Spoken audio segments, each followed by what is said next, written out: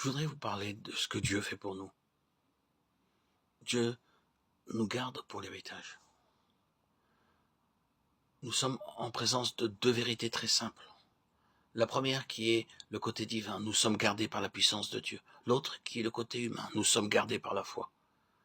Tout d'abord, regardons le côté divin, nous sommes gardés par la puissance de Dieu. De quelle façon sommes-nous gardés? Nous sommes gardés d'une façon absolue. Quelle partie de notre être est gardée? Notre être tout entier. Est-ce que Dieu garde une partie de notre être et pas l'autre? Non. Certaines personnes ont l'idée que Dieu les garde d'une manière vague, que Dieu les garde simplement de façon à ce qu'ils aillent au ciel après leur mort. Mais il n'applique pas ces mots. Vous êtes gardés à leur être tout entier. Et cependant, c'est ce que Dieu veut faire. J'ai une montre.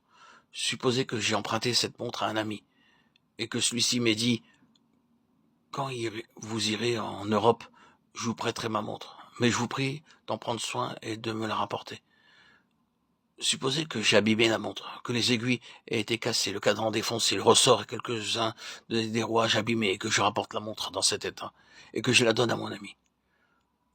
Celui-ci me dirait certainement « Mais je vous ai prêté cette montre à condition que vous la gardiez. » Mais je l'ai gardée, la voilà.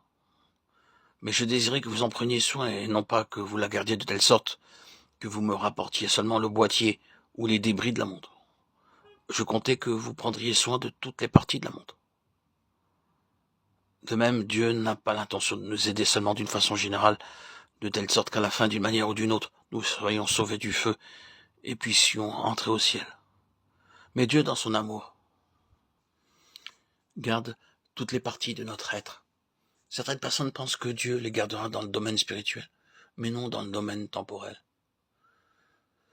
Dieu, disent-ils, ne s'occupe pas des choses matérielles. Ce n'est pas dans son plan. Dieu vous envoie travailler dans le monde, mais il ne nous dit pas « je vous laisse aller gagner votre vie et subvenir vous-même à vos besoins ». Il sait que vous êtes incapable de vous garder vous-même. Mais Dieu dit « Mon enfant, quel que soit le travail que tu as à faire, quelle que soit l'affaire dans laquelle tu es engagé, quelles que soient les dépenses que tu aies à faire, je prends toutes ces choses sous ma garde. » Dieu ne s'occupe pas seulement des choses spirituelles, il s'occupe aussi des choses temporelles.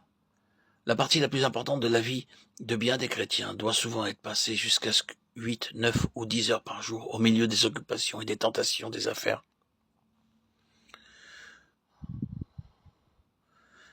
Mais Dieu vous gardera là aussi, il vous gardera en toutes choses.